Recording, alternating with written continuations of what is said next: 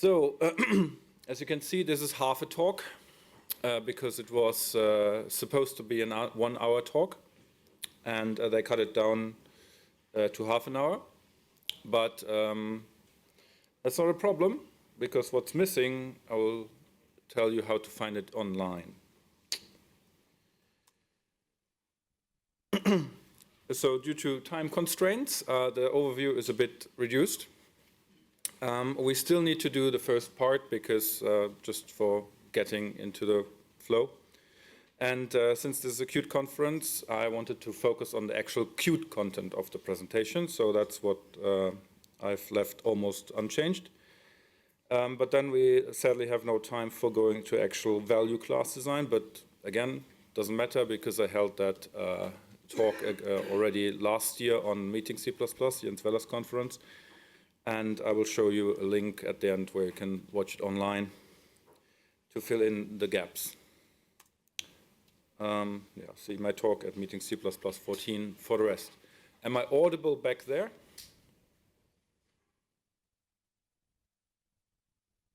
So just briefly and very quickly talk about types of classes.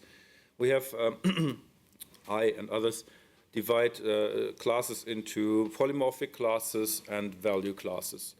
And then there are other classes.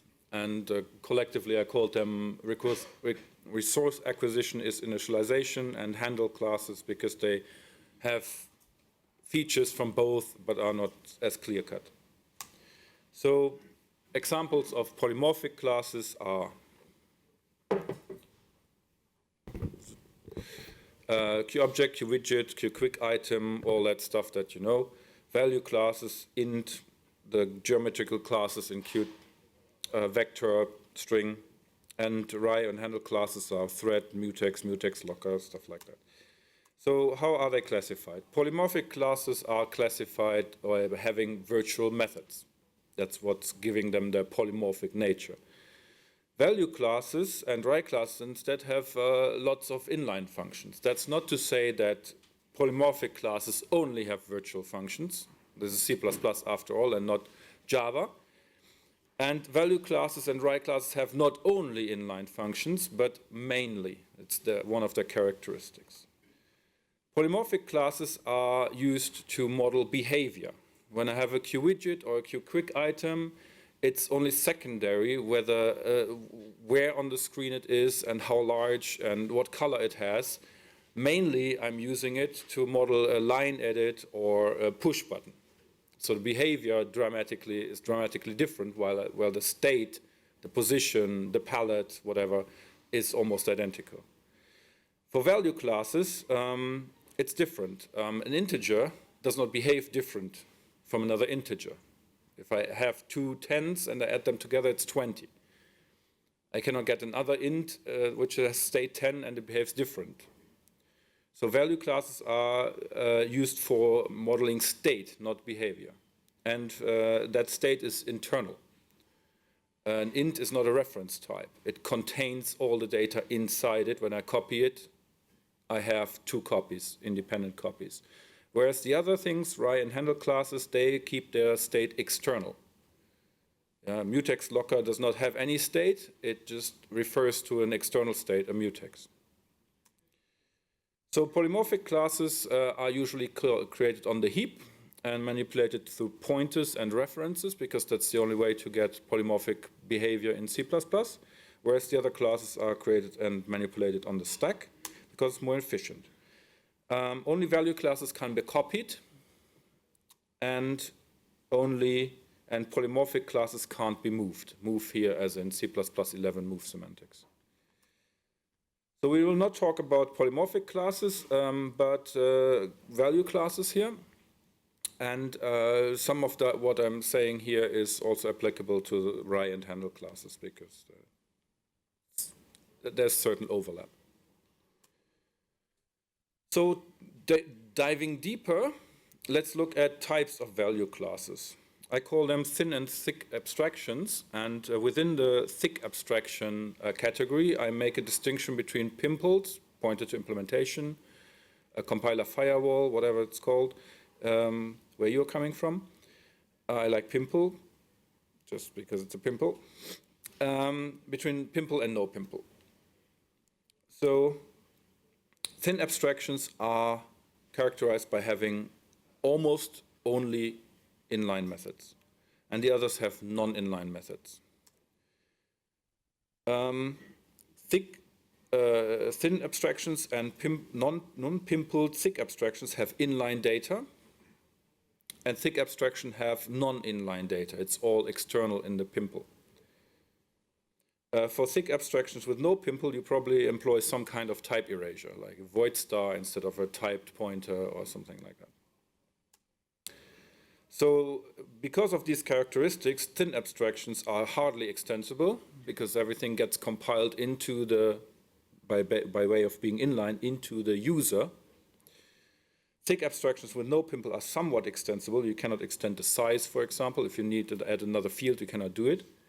And with pimpled thick abstractions, you basically are free in the wild. It's very extensible. So examples of these, pretty clear cut. And now for the main part of the talk, Qt features for value classes. These that I found, and these which I will focus on. I will talk about all of them, but I mean, const expression is const expression whether you're in a C++ project or in a Qt project. I will just give you the diff between C++ and Qt. So let's see, const expression. In C++, simple, we have one keyword for a lot of different contexts. It's an ugly keyword, but it's a keyword, and it's a single one. If you want to know about that, go watch my talk from last year. In Qt, we have macros, and we have different macros. We have QDecal const expression for C++11 const expression for functions and constructors. You can also have const expression on variables. There we have QConst expression without the decal. Declaration and non-declaration. Declaration and definition. Then we have relaxed versions for C++14. We try not to do that, but instead use the standardized std6 or 11. I don't know, does anyone know how those macros, standardized macros are called? std6? Jens? You're sleeping, okay. I have referenced his conference too often, he fell asleep. So we have all these QCompiler, Unicode, literals, blah, blah, blah, but we try not to have more because C++ is moving so fast that we want to use that and require the standard macros that have been standardized. But this is an exception. So, no throw. We have two no throw macros. One is called no throw, the other one is called no except. They under C++11 they do exactly the same thing. They differ under non-C++11. So on a C++11 compiler, it's defined to no except. That means if the function throws, even though it's marked as no except, standard terminate is called.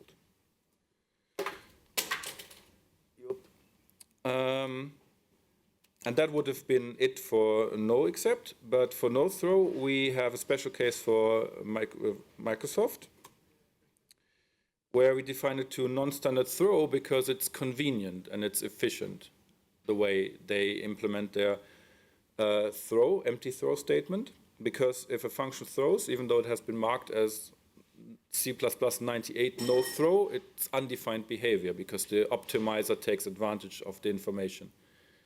Standard C++98 would say you need to pessimize the code because the caller is responsible for checking whether the function actually throws. That's pessimizing in most of the cases, but in Microsoft they decided different, so there we use it because it creates more efficient code.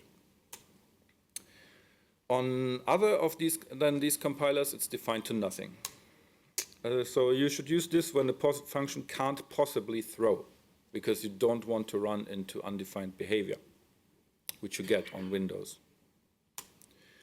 No except is either C++11 no except or nothing. So you get either the C++11 behavior guaranteed or nothing, because there is no C++11. You can use that if a thrown exception should not cause undefined behavior. The behavior is defined, but it's resulting in calling standard terminate. But for some functions, that's okay. Like we have that in the debugging QDebug subsystem. We have added these. Because if we run out of memory during debugging or printing a debug statement, who cares? Or if you need the underscore X versions, for that, see the Qt docs. QDeclare type info. Again, see the Qt documentation.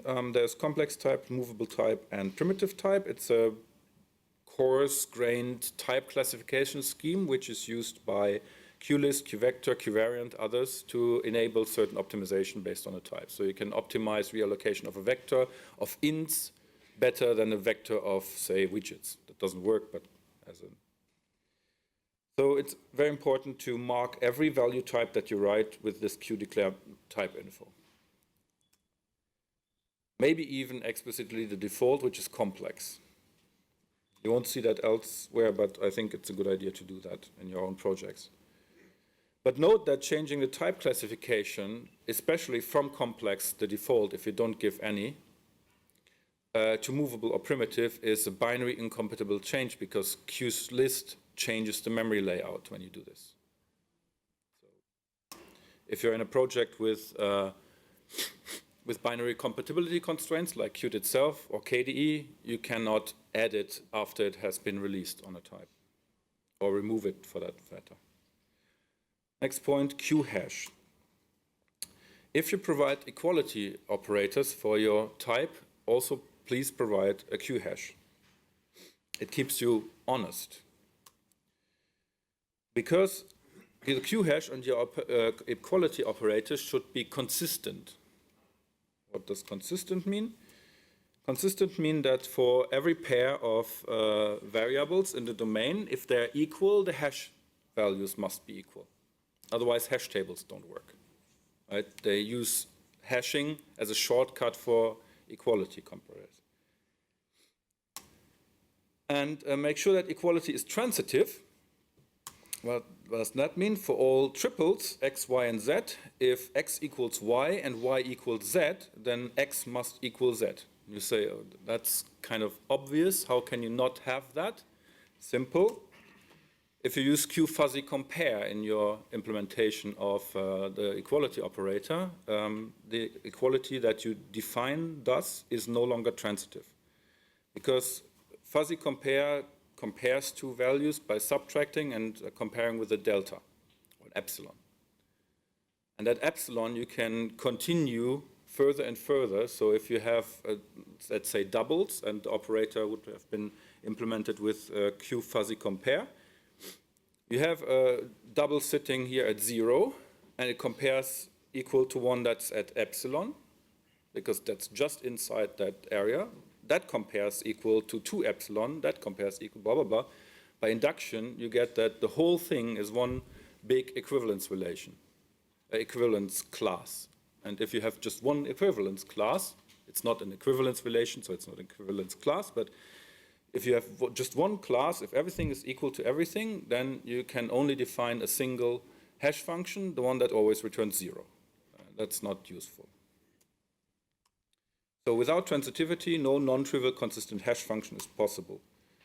Or as Fermat said, this slide is too small to hold the proof. So here's a good example. No, I already said it. We have the pre-existing equality operator. It uses actual equality, even though it's working on doubles, something that you sometimes hear from floating point experts that you should not do. You should never compare floats for equality. Yes, you should, because that's the standard behavior, and if you don't do it, you get all kinds of trouble. We will see one example in the next slide. And if you have something that is well behaved like this, you can trivially make a QHash function with the Qt private QHash combine, That's a function object which is templatized. So here I'm always feeding it doubles, but I can feed it a string in the first line and a double in the second and an int in the third. It just abstracts away the task of combining separate hash values into a single one, because that's kind of tricky. It says QtPrivate, and it's technically QtPrivate because it's not documented, but it's set in stone because it's used in public inline APIs, so you can use it yourself. And it's always the same pattern. You get the seed as the second argument. That's just how QHash was conceived. And you feed that as the second argument to the function object that you create. And the keys one after another as the first. And then you return the seed. That's good. This here is an example, QPointF, where we cannot have a Q hash for, because the operator equals uses fuzzy compare. It runs exactly that problem. You cannot define a consistent hash function because you will find elements which compare equal in a chain, but if you compare the two ends, they are suddenly not equal, and you only can define the trivial hash function. So this is bad. Don't write your equality operators that way. But if you never write the hash function together with the equality operator, you do this kind of mistakes. So always write the QHash function together with your equality operator. So no consistent QHash function possible. Here's another example. I've asked you to use the QHash combine because combining hash values is tricky. Anyone venturing a guess what's wrong here?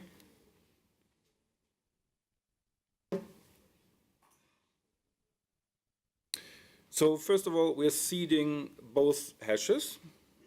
And if we're hashing ints, for example, a Q pair of int and int, then we're just XORing in that seed.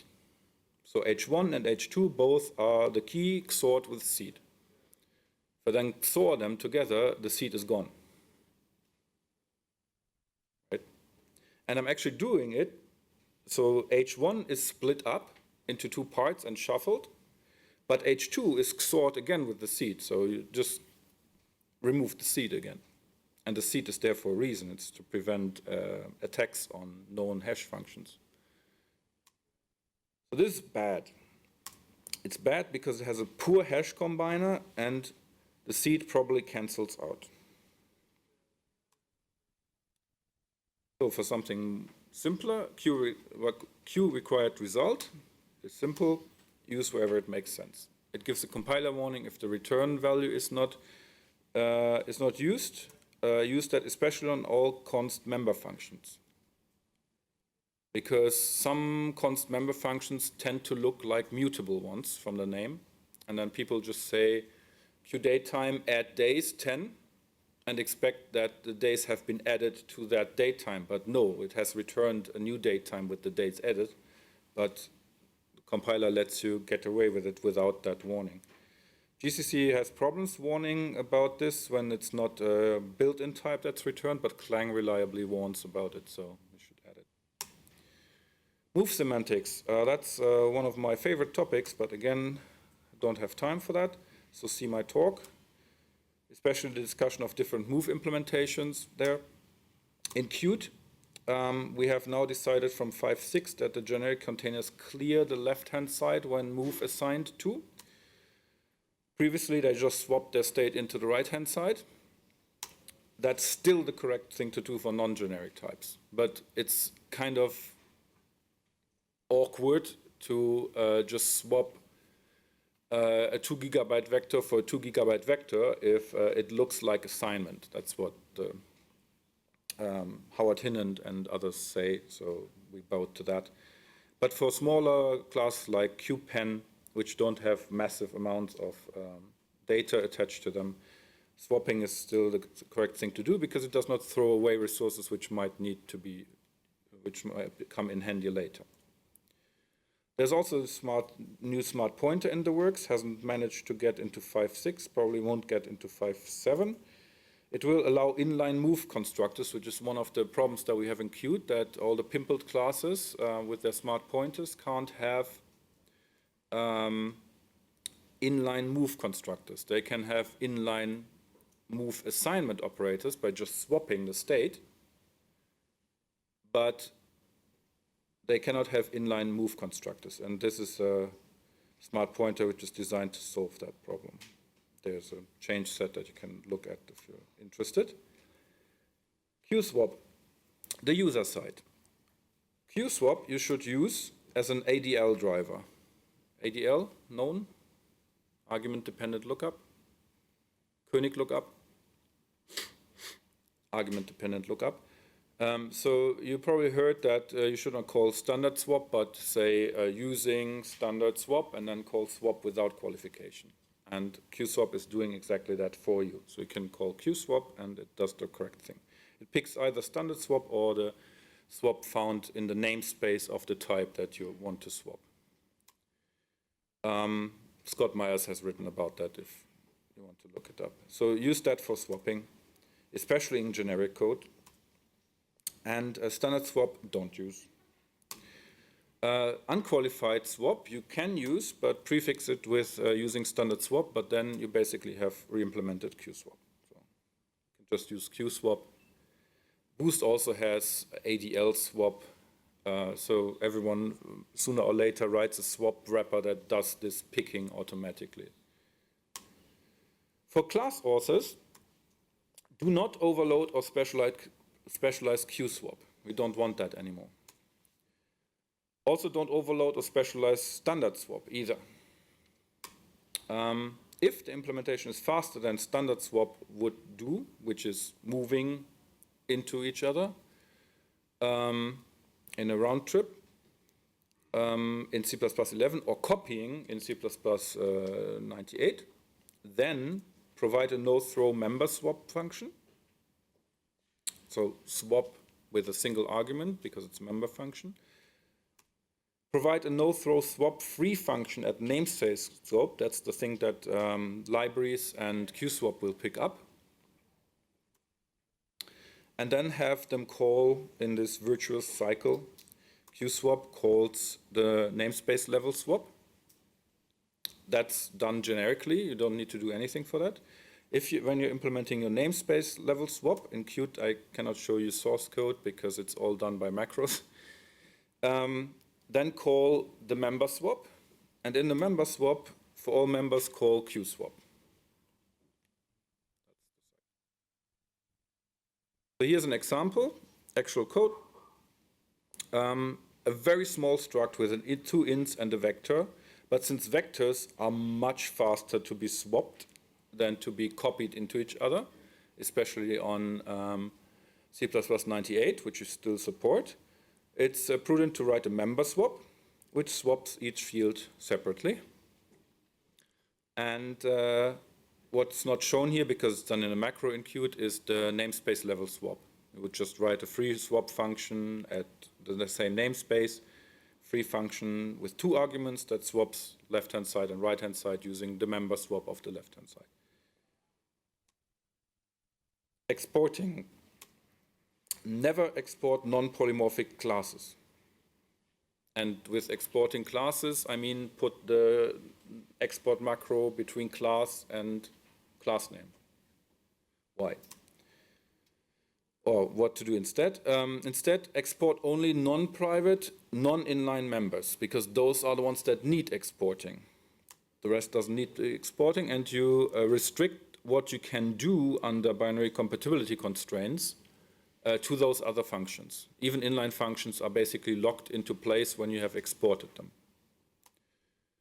And there are subtle problems with this when this is not followed. For example, we have a bug. It's a completely unrelated change. It enables QtStrict iterator for another module. That module happens to use the QtStream API.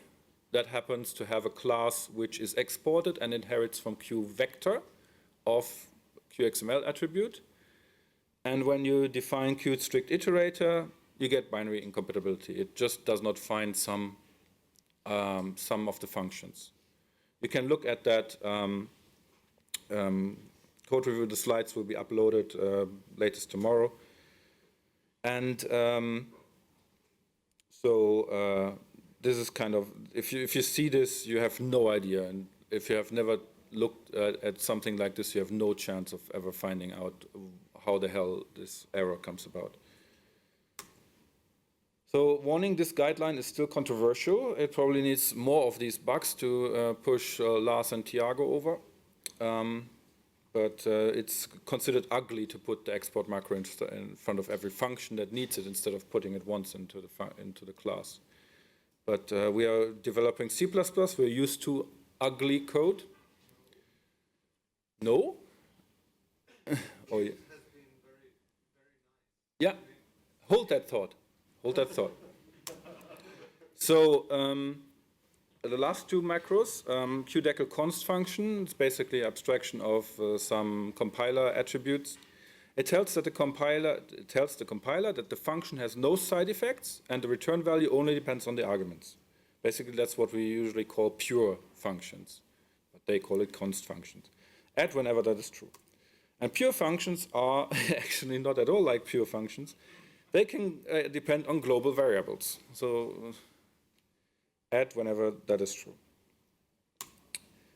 And it makes no sense to combine the two because const implies pure. So that was our Qt features. And before we go to question and answers, I told you to hold that thought. This is how Qt looks today. And what I've been telling you is that your code should look that way. And I'm sorry, in C++11, it does not look better. It's shorter because you save Q_deckel_ on the const expression. But, I mean, if you look at the standard or other libraries which already have made the switch to pures and requiring C++11, you see function declarations that are more than 80 characters long, and the actual function is like 10 characters in the middle.